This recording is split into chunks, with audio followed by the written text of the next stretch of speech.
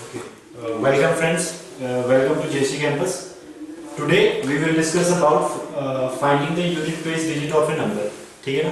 तो आज क्या करेंगे हम एक क्वेश्चन बेसिकली आता है, चाहे आपका एसएससी का एग्जाम हो चाहे बैंक का एग्जाम हो, एक नंबर या दो नंबर के क्वेश्चंस आपके पूछे जाते हैं जिसमें क्या होता है हमें unit place digit find out करनी होती है एक पर्टिकुलर नंबर की।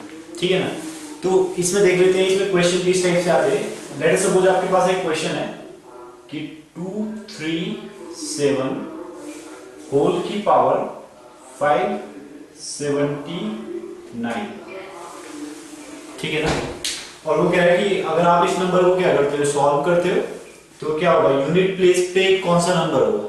अगर आप 237 की पावर 579 को सॉल्व करते हो तो इसमें क्या होगा, आपके पास यूनिट प्लेस पे क्या नंबर होगा। ठीक है ना? तो जब भी आपके पास इस टाइप का क्वेश्चन हो तो हम हमेशा क्या करते हैं, जो पावर होगी पावर को हम क्या करते हैं 4 से डिवाइड करते हैं। पावर को क्या करते हैं 4 से डिवाइड करते हैं। ठीक है ना? तो अगर मैं इसको 4 से डिवाइड करूंगा और 4 का डिविजिबिलिटी रूल होता है कि अगर किसी भी नंबर की लास्ट दो डिजिट 4 से क्या होती है कंप्लीटली डिवाइड हो जाती है तो नंबर क्या होगा 4 से पूरी बार डिवाइड हो जाएगा। तो इस केस में मैं क्या करूंगा, लास्ट जो पावर होगी पावर की केवल लास्ट 2 डिजिट्स को क्या करूंगा मैं 4 से डिवाइड करूंगा। ठीक है ना? तो ये क्या हो जाएगा आपका 4 1 जा 4, कितना बच गया आपका 3 और ये 39 और 4 9 जा 36। तो इस केस में आपके पास जो रिमाइंडर बचेगा वो बचेगा 3। आपके पास जो रिमाइंडर बचेगा वो क्या हो जाएगा 3 हो जाएगा। ठीक है ना? तो जो आपका रिमाइंडर बचेगा वो बेस की पावर बन जाएगा। ठीक है ना? तो बेस में जो यूनिट प्लेस पे नंबर होगा उसकी पावर बन जाएगा। तो बेस में आपके पास यूनिट प्लेस पे है 7, तो 7 की पावर रिमाइंडर यानी कि ये हो जाएगा आपका 7 की पावर 3। ठीक है ना? तो 7 की पावर 3 हो गया, तो ये हो जाएगा 7 इंटू 7 इंटू 7। तो 7 का जो क्यूब होता है वो होता है आपका 343। ठीक है ना? तो यहां से आपके पास जो लास्ट यूनिट प्लेस डिजिट आ जाएगी वो आ जाएगी 3। जो आपके पास क्या होगी यूनिट प्लेस डिजिट होगी वो क्या हो जाएगी 3 हो जाएगी। ठीक है ना? तो अगर आपके पास नंबर दिया हुआ है कि 237 की पावर 579 में यूनिट प्लेस पे क्या नंबर होगा, तो आप क्या करोगे, सबसे पहले तो जो पावर होगी पावर को 4 से डिवाइड करोगे। ठीक है ना? डिवाइड करने के बाद जो भी रिमाइंडर बचेगा वो यूनिट प्लेस पे जो नंबर होगा उसका माने उसकी पावर बन जाएगा जो भी रिमाइंडर बचेगा। ठीक है ना? अब इसमें कुछ स्पेशल केसेस हैं, जैसे फर्स्ट केस है कि if we have 5 6 0 and 1 at unit place in base। ठीक है ना? तो अगर हमारे पास क्या है बेस ये है और ये पावर है। ठीक है ना? तो ये कह रहा है if we have 5 6 0 and 1 at unit place in base। अगर हमारे पास क्या हो बेस में इकाई के स्थान पे या तो 5 हो या तो 6 हो या तो 0 हो और या तो 1 हो, तो इस केस में आंसर क्या होगा सेम होगा। अगर 5 होगा तो आंसर 5 होगा, अगर 0 होगा तो आंसर 0 होगा, अगर 6 होगा यूनिट प्लेस पे बेस में तो आंसर 6 होगा, और अगर 1 होगा यूनिट प्लेस पे तो आंसर 1 ही होगा। ठीक है ना? ये समझ गए? अगर क्या है ये स्पेशल केस है, इसको स्पेशल केस लिख सकते हो आप। ठीक है ना? स्पेशल केस में क्या हो जाएगा, वो कह रहा है कि अगर हमारे पास किसी भी नंबर के इकाई के स्थान पे आधार में क्या हो 0 1 5 6 इनमें से कोई भी नंबर हो, तो मुझे क्या करना है पावर को डिवाइड भी नहीं करना है इस केस में। ठीक है ना? मुझे पावर को डिवाइड करने की जरूरत नहीं है। तो इस केस में क्या हो जाएगा, डायरेक्ट आपका आंसर क्या हो जाएगा, अगर यूनिट प्लेस पे यानी कि यहाँ 7 प्लेस पे क्या होता 5 होता तो मुझे पावर को डिवाइड नहीं करना था, डायरेक्ट आंसर 5 लिख देता मैं। अगर 0 यहाँ पे होता तो डायरेक्ट 0 आंसर आ जाता, 6 यहाँ पे होता तो डायरेक्ट 6 आंसर लिख देता, और अगर यहाँ पे 1 होता तो डायरेक्ट 1 में आंसर लिख देता। ठीक है ना?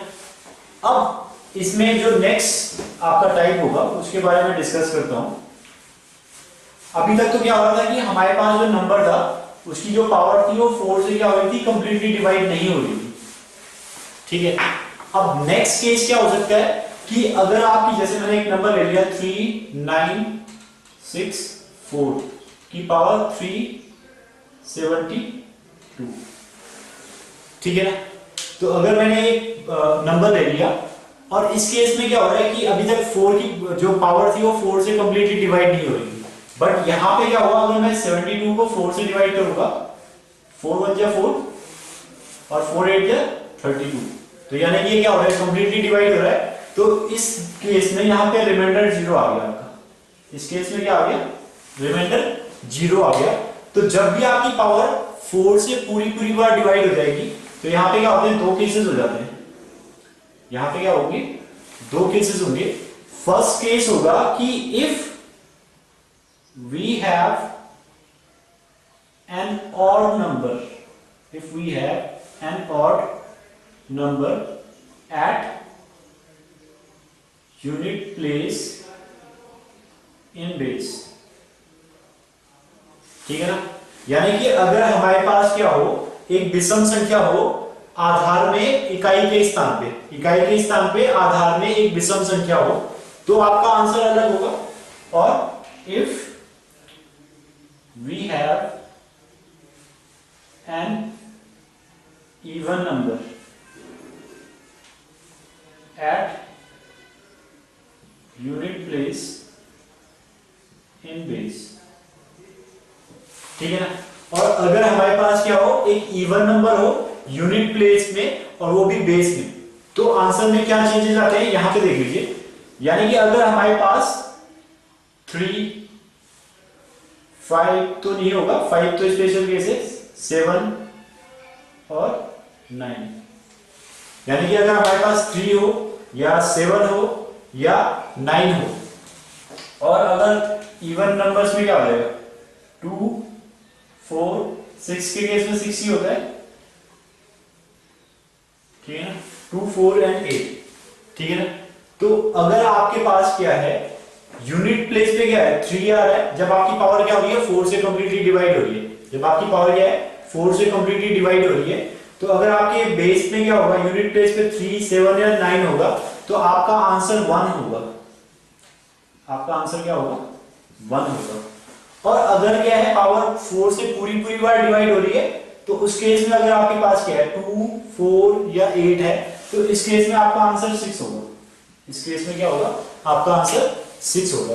तो इस तरीके से हम क्या कर सकते हैं, किसी भी नंबर में उसका जो यूनिट प्लेस डिजिट होगी वो फाइंड आउट कर सकते हैं, ठीक है ना। तो मैंने आपको दोनों केसेस डिस्कस कर लिए, और ये क्वेश्चंस क्या होते हैं, काफी ज्यादा एग्जाम में पूछे जाते हैं। अब इसका एक एग्जांपल मैं ले लेता हूं, ठीक है।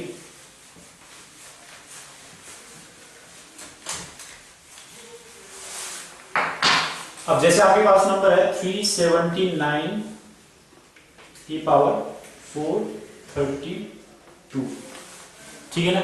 अब मुझे चेक करना है कि इसमें यूनिट प्लेस पे क्या नंबर होगा। तो अगर मैं लास्ट की डिजिट को 4 से डिवाइड करूं, 4 8 या 32, तो नया नहीं, ये क्या हो गया, 4 से कंप्लीटली डिवाइड हो गया। तो जब ये 4 से कंप्लीटली डिवाइड हो गया तो 9 क्या है, एक ऑड नंबर है, तो जब ऑड नंबर होगा तो आपका आंसर क्या आ जाएगा, 1, ठीक है ना। तो ये क्या हो गया, आपका डायरेक्टली सॉल्व हो गया। अगर नेक्स्ट मैं एक नंबर ले लेता हूं 375 की पावर 8967। अब यहां पे देखिए सेकंड केस क्या था कि अगर यूनिट प्लेस में क्या हो, बेस में 5 हो, तो इसका आंसर 5 ही होगा, इसका आंसर क्या होगा, 5 ही होगा। तो मुझे इसको सॉल्व करने की जरूरत नहीं है, मुझे क्या है, इसको सॉल्व करने की जरूरत नहीं है। या अगर यहीं पे ऐसा हो जाए 370 की पावर 82825, तो इस केस में यहाँ पे 0 है, मुझे इसको सॉल्व करने की जरूरत नहीं, इसका आंसर 0 आ जाएगा, ठीक है ना। इसी टाइप से आपका 1 का केस भी हो सकता है और 6 का केस भी हो सकता है। अब जब एक और भी क्वेश्चन ले लेता हूं 3792, ठीक है ना, और इसकी पावर 8325। अब अगर मुझे फाइंड करना है यूनिट प्लेस पे क्या नंबर होगा, मैं 25 को 4 से डिवाइड कर दूंगा, तो 4 से डिवाइड किया, 4 4 जा 24, 4 6 4 6 जा 24, तो रिमाइंडर बचेगा 1, तो 2 की पावर 1, तो 2 की पावर 1 क्या हो जाएगा, 2, तो यानी कि इसका आंसर क्या आ जाएगा, 2 आ जाएगा। तो आप क्या कर सकते हो, इस तरीके से इन क्वेश्चंस को कर सकते हो, ठीक है।